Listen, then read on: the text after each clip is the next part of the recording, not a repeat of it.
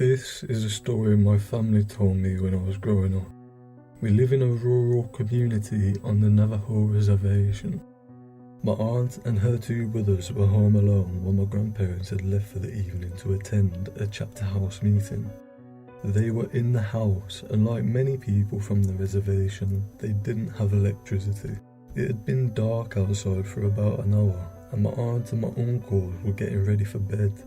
Outside they heard noises, as if someone was moving things around outside. My oldest uncle went to look out the window and saw a figure by the truck. This was immensely out of order because the closest neighbours were miles away. Whatever it was, it opened the truck door and began to dig through the personal items that my family had left inside the vehicle. My aunt and uncles were frightened by the sight and knew that they should take action. They took out the rifle and all steadied themselves to hold it up. They flung the door open and aimed the gun at the dark figure. The figure turned and started walking towards them, totally unfazed by the weapon. My uncle pulled the trigger and nothing happened. The figure drew closer, and my aunt began to smell something like a rotten corpse. It was so strong it made her gag. My uncle continued to pull the trigger, and with no luck the figure came closer and closer. Off in the distance, headlights were coming up the road. My grandparents were returning. The figure looked towards the headlights and started to move away and tucked itself behind a tree near the house. My oldest uncle ran towards the truck with the gun. My grandfather got out of the car and my uncle pointed towards the tree. The thing was poking its head out to observe what they were doing. My grandfather ran into the house and over to the stove and grabbed a handful of ashes and rubbed over the gun and placed ash-covered bullets into the chamber. He walked out onto the porch and fired towards the tree. Whatever that thing was did not expect the gun to go off. The gunshot echoed and the dark figure began running. My grandma chased my aunt inside and my uncles and my grandfather went after it. There weren't many roads or paths, so as my grandfather and uncle chased after the figure, the truck was bouncing and the headlights were not fixed on a particular spot. My uncle swears that whenever the headlights would hit the figure, he saw a woman. Not only that, whoever it was running on all fours like a bear. My grandfather eventually stopped the truck, and as he neared the ditch that dropped about 20 feet, he got out and began to yell in Navajo. My uncle says that he was yelling about a local woman. He yelled that he wasn't scared and that he knew it was her and to leave his family alone. A few days passed and there was news about that woman that my grandfather was yelling about had passed. I have no evidence, but I promise you, this story is real. I've always been a bit of a skeptic, ever since I was a kid. Scary stories don't faze me. Horror games never frighten me, and whenever I hear something weird at night, I instantly assume it's something normal, such as an animal or just the house settling. Despite this, something very unsettling happened to me the other day, and I'm really not sure what to make of it. I think this is the first time in years that I have actually been genuinely frightened. I live in a forested area in the US. Me and my girlfriend live in a large cabin, and although there are roads nearby, our nearest neighbours are at least 1 kilometre away. We also have 2 cats. One of them sleeps in the bedroom with us, whilst the other one goes out at night and does whatever cats do when they're out of sight. Anyway, I like to stay up late at night and sleep late into the morning, whereas my girlfriend is an early bird. It was about 1 in the morning, and I was watching crappy TV in the living room whilst my girlfriend slept in the bedroom. I was beginning to grow tired when I heard something outside near the cat flap. For clarity, our cat flap uses an electronic chip so that only our cats can use it. I assumed it was one of our cats coming into or leaving the house, and I ignored it. Then I heard it again. It sounded like something thudding against the flat. It happened several times at random intervals, until I lost my patience and decided to go and open the door. Clearly, the cat was having trouble getting in. I never thought about this at the time, but it was weird because we feed our cats well, and they're very lean rather than chubby. I passed the bedroom and peered in as I walked past to see if my girlfriend heard the noises. She was fast asleep, but the cat that sleeps with us was staring at the window. I called her name, but nothing, she just kept staring. I shrugged it off and kept heading towards the kitchen. The back doors are through there, by the way. Anyway, so I reached the back door and saw a dark shape through the translucent flap.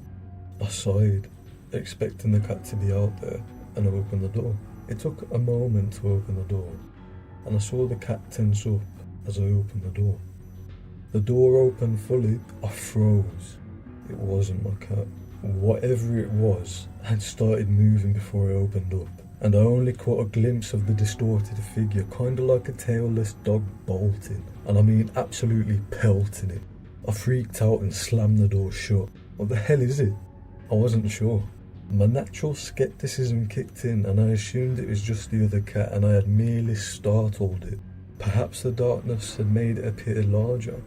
Nevertheless, I was creeped out, and I decided to go to sleep. As I slipped into bed, I realised something horrifying.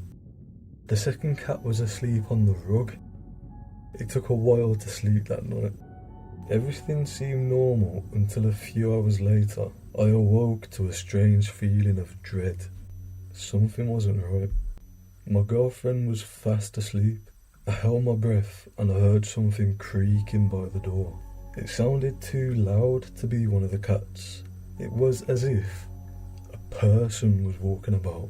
I reached towards my bedside cabinet and I flicked on the lamp.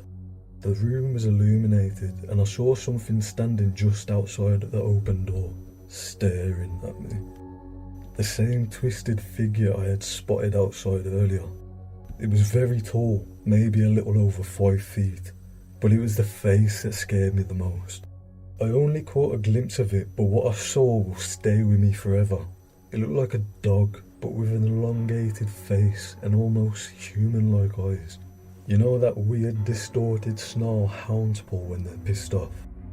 It had that expression. I instantly started yelling profanities as I scrambled backwards trying to straighten up.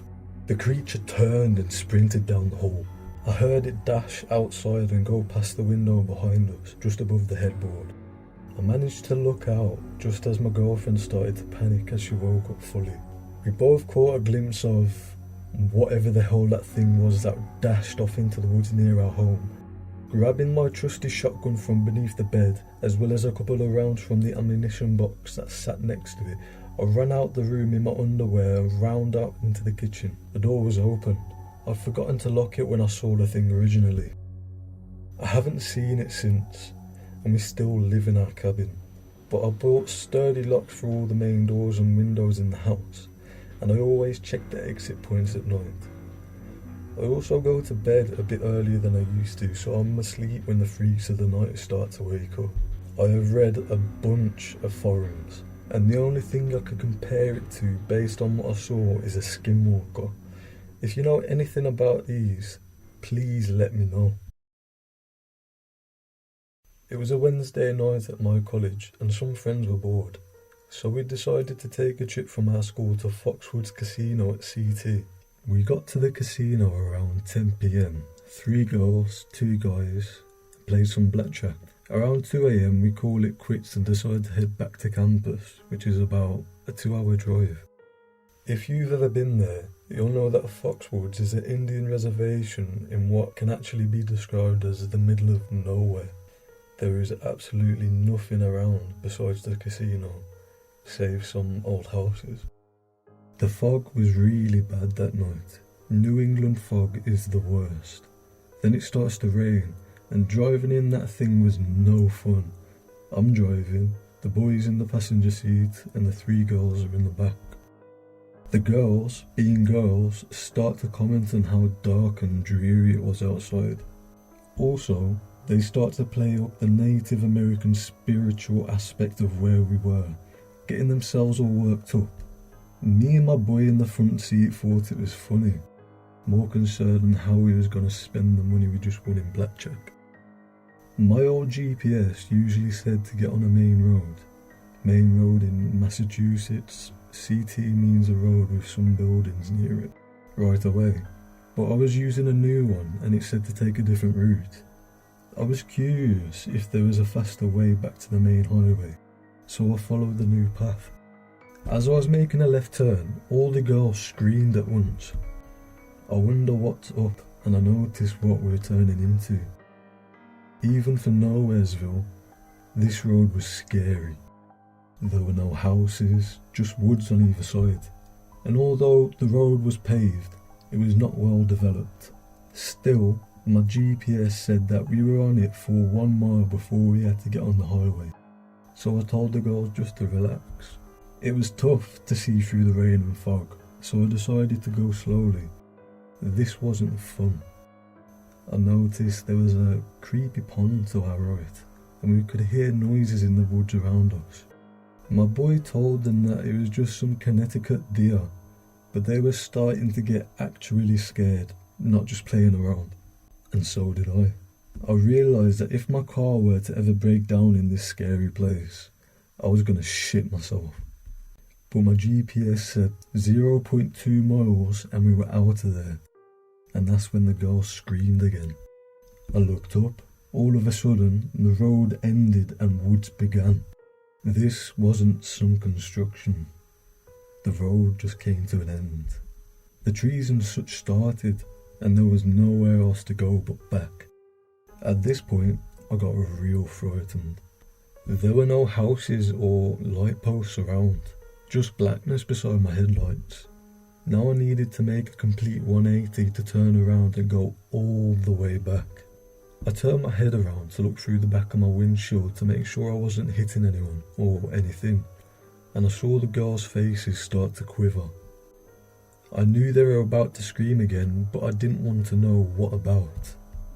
I turned around, and at the end of the road, staring back at us, was a dog.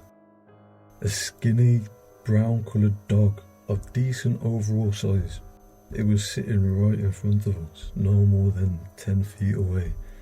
And although the fog and rain were bad, we could see it clearly with my headlights on.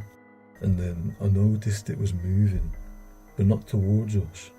It hopped on its back legs and stood upright in a very human-esque way. At this point, everyone was silent. And I know I couldn't kick it in reverse because there was a nearby pond I didn't want to drive into. I thought about just running it over. I love animals, trust me, but if you were ever in this situation, you would think about it too. But the dog would not get back down on 4 feet. Instead, it continued to stare, a blank, dark stare right at us. I saw as it moves its front paws towards each other, slowly, and it began to clap. I swear to God, it just stood there and clapped, slowly, staring at us, silent. Finally, to cap off the creepiness, it sported a deranged smile, as if this was the end for us in more than one way. I couldn't take it anymore. I turned my head around, put the car in reverse, and I did a complete 180, and I sped my way as fast as I could until I hit the main road. The drive all the way back to the school was nerve-wracking. I never felt so relieved to be back in my dorm. I will never go back to Foxwoods. I don't ever want to go near that road. Never again.